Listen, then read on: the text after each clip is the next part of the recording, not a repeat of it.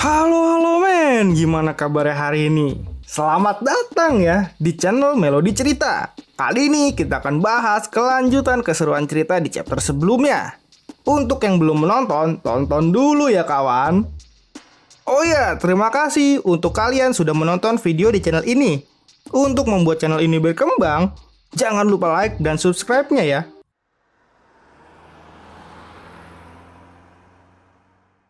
Oke kawan, kita mulai perjalanan imajinasi cerita ini.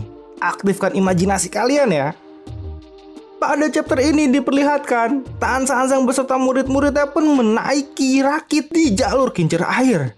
Terlihat sekali sangat seru menaiki itu. Sampai-sampai Baji pun ketakutan karena dia tidak bisa berenang. Dan menurut Aosu, cara itu memang sangat praktis untuk lewat di jalur iblis. Dan Paman Xuanzhen emang hebat menurut Bailong.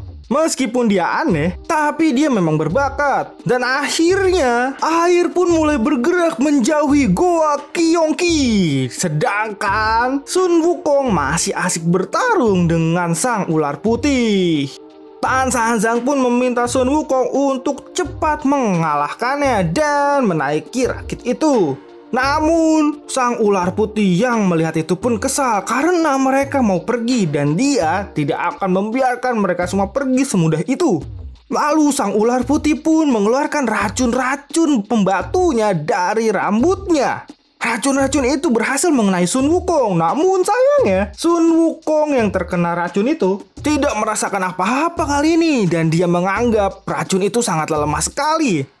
Akhirnya Sun Wukong pun mengambil kepala dari sang siluman ular. Dan dia pun menghantamkan kepala sang ular ke bebatuan yang ada di sebelahnya. Wah, sadis banget nih. Kepala sang ular yang dibenturkan Sun Wukong berhasil menghancurkan batu-batu yang ada di sana. Dan Sun Wukong pun mengatakan, "Sudah tahu kehebatanku, racun tidak akan mempan padaku." Tapi sang ular sekali lagi mengeluarkan racunnya dari mulutnya. Namun, hal itu sia-sia karena Sun Wukong pun menampar mukanya. Dan Wukong berkata kalau itu tidak ada gunanya. Akhirnya, dia pun memukul dan mengangkat tubuhnya dan melemparkan tubuh sang ular itu ke langit. Sang ular yang terlempar pun tersangkut di antara pepohonan dan akhirnya terjatuh. Dia pun tidak berdaya dibuat Sun Wukong. Dan akhirnya Sun Wukong pun dengan cepat menyusul guru dan adik-adiknya. Dia pun melompat dan berubah ke mode normalnya. Dia langsung dengan cepat meluncur ke arah rakit itu. Sedangkan di sisi paman, dia sedang digigiti oleh siluman bunga matahari. Tan Sanzang yang mendengar teriakan itu pun khawatir pada sang seniornya. Namun, seniornya itu meminta Tan Sanzang untuk tidak memperdulikannya karena dia pun tidak akan lama lagi hidup. Sang paman pun memerintahkannya untuk memulangkan kitab suci saja dan selamatkan para jiwa yang terperosok. Dan dia meminta mengingat Tan Sanzang, dia membantu dalam mengembalikan kitab suci. Kalau dunia berhasil diselamatkan, itu juga pengaruh dari sang paman.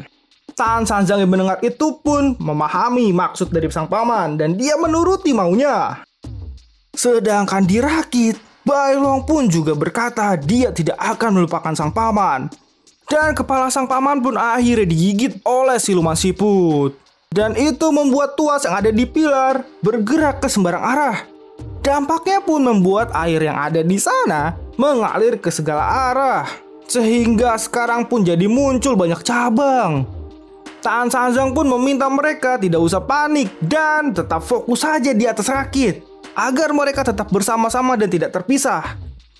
Namun, kejadian tak terduga pun muncul.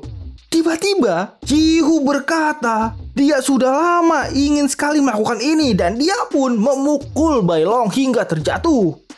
Bailong berhasil berpegangan di salah satu tali yang ada di barang bawaannya.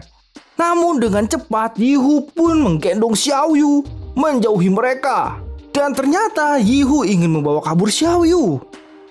Tan Sanzang, Baji, dan Aosu yang melihat itu pun kaget karena sepertinya ada sesuatu yang terbang ke jalur sebelahnya. Dan Bailong pun berteriak, itu adalah Yihu dan Xiaoyu. Tan Sanzang yang mengetahui itu pun kesal, dan dia menyuruh Aosu untuk cepat mengejar mereka. Aosu pun bertanya kenapa harus dia, dan Tan Sanzang berkata, hanya dia yang bisa mengejar mereka, dan jangan tanya lagi, cepat saja mengejar. Aosu pun yang mendapatkan perintah itu, langsung melompat dan mengejar mereka. Akhirnya Aosu pun menyebur ke air itu, dan dia tidak memiliki cara lain. Hanya bisa mengejar mengikuti arus saja. Dan itu sangatlah merepotkan. Kalau seperti itu, entah akan mengalir kemana arus airnya. Sedangkan Bailong sekarang sudah terjebur di air tapi masih berpegangan pada tali. Bailong berkata dia juga ingin mengejar. Dan dia sangat kesal pada Yihu, entah apa yang dia inginkan sebenarnya. Namun sayangnya, tali yang dipegang Bailong pun terputus. Itu membuat tubuh Bailong terbawa arus yang sangat deras. Bailong pun tenggelam dan dia masuk ke pusaran air yang entah itu mengarah kemana. Dan dengan cepat, Bailong pun terjebur ke suatu tempat. Dia pun bingung tempat itu ada di mana, dan dia sangat khawatir karena terpisah dengan gurunya dan kakak-kakaknya. Lalu Bailong pun mendengar ada suara yang memanggilnya. Dia pun mencari sumber suara itu. Dan tiba-tiba tepat di depan mukanya dia melihat sesosok manusia kecil. Manusia kecil itu pun meminta pertolongan Bailong karena nampaknya dia tidak bisa berenang. Dan Bailong pun mengangkatnya dan menanyakan kondisinya. Dia mengatakan dia hampir mati karena tenggelam. Itu semua karena tiba-tiba Bailong datang dan membuat tubuhnya terbalik. Bailong yang mendengar itu pun meminta maaf, dan sang manusia kecil itu pun kaget karena di dunia ini ternyata ada manusia raksasa, dan dia menanyakan nama manusia raksasa itu.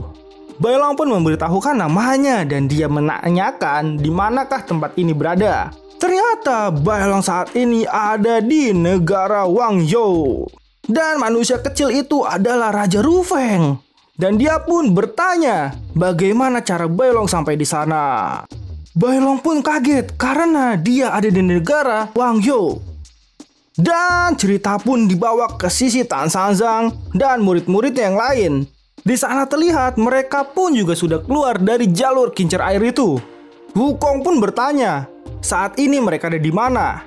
Karena seharusnya jalur air itu akan membawa mereka ke bagian ujung jalur iblis.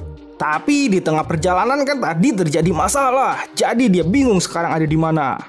Tan Sanzang pun bertanya pada Wuqing, apakah Wuqing mengingat tempat ini ada di mana? Dan Wuqing berkata, dia sedang di tengah hutan, sulit menentukan arah.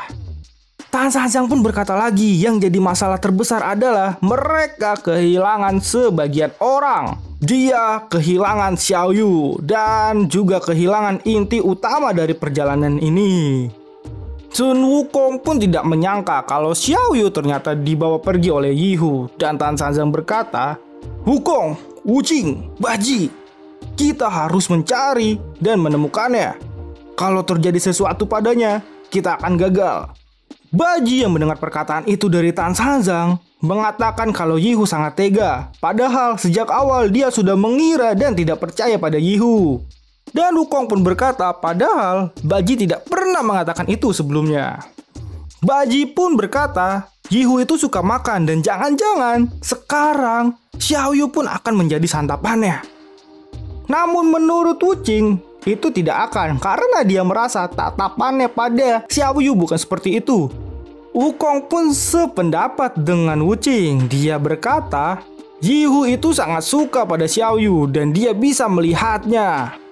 Tan Sanzang pun menganggap Yihu seperti anak-anak yang ingin menguasai benda yang dia suka saja. Dan anak seperti itu juga bisa mendatangkan bencana. Lalu Tan Sanzang pun mengambil sesuatu dari kereta barang bawaannya. Dan dia pun mengambil sebuah peta dan dia membukanya. Itu adalah peta yang dibuat sendiri oleh seniornya. Di peta itu tertulis pintu keluar jalur kincir air seharusnya tidak banyak berubah.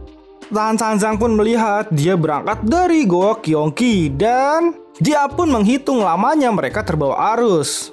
Wuqing pun berpendapat mungkin saat ini mereka sudah ada di sekitar Sungai Hitam. Dan kata Wukong kalau begitu bukankah ini kemajuan yang sangat besar? Karena setelah melewati sungai ini, sudah sampai di surga barat. Baji pun sangat kagum dengan kehebatan jalur kincir air. Namun menurut Wukong, masalahnya adalah teman-teman yang lain ada di mana. Begitu juga Xiaoyu dibawa pergi kemana oleh Yihu. Wuqing pun berkata mungkin mereka ada di pintu keluar yang lain. Dan Tan Sanzang pun memutuskan mereka harus mencari satu persatu berdasarkan pintu keluar yang tertulis di peta. Dan dia berharap Aosu menemukan mereka. Dan tiba-tiba muncullah sesosok makhluk dari semak-semak. Itu mengagetkan mereka semua. Dan Wuqing berkata itu adalah monster lumpur yang sering muncul di tempat lembab. Monster itu pun menggonggong dan bentuknya sangat aneh karena berbentuk seperti alien berwarna hijau. Baji pun mengusir monster itu dan mengatakan, "Pergi atau aku akan membunuhmu." Dan dia menyuruh monster itu untuk mencari ibunya saja. Dan tiba-tiba di belakang monster itu datanglah monster yang lebih besar. Bahkan badannya pun melebihi tinggi dari pepohonan yang ada di sana. Dan jumlah mereka sangatlah banyak. Mereka semua pun heran karena tubuh monster lumpur yang ditemui sekarang sangatlah besar, tidak seperti dulu. Dan mereka masuk di area buruannya. Salah satu monster raksasa itu pun berkata kalau makanan yang bernutrisi di sana sudah sedikit. Bahkan mereka mulai memakan sesama. Dan ini adalah kesempatan yang sangat langka untuk memakan daging segar. Sedangkan di sisi Yihu dan Xiaoyu, terlihat Yihu pun berteriak kalau Xiaoyu adalah miliknya. Dan terlihat Xiaoyu sedang pingsan. Perlahan-lahan pun tubuh Yihu mengalami keanehan. Dan dia pun meminta Yuanxi Tianxun untuk mengeluarkan kekuatan tersembunyinya. Dan dalam seketika, tubuh Yihu pun berubah menjadi siluman harimau yang sangat mengerikan dengan tubuh berwarna putih dan rambut berwarna putihnya. Namun sayangnya, chapter ini pun selesai. Wah, gila nih Yihu nih. Mengerikan banget nih kayak kekuatannya. Gimana ya kelanjutannya? Tonton di video selanjutnya ya kawan. Terima kasih untuk like dan subscribe kalian. Dan sampai jumpa.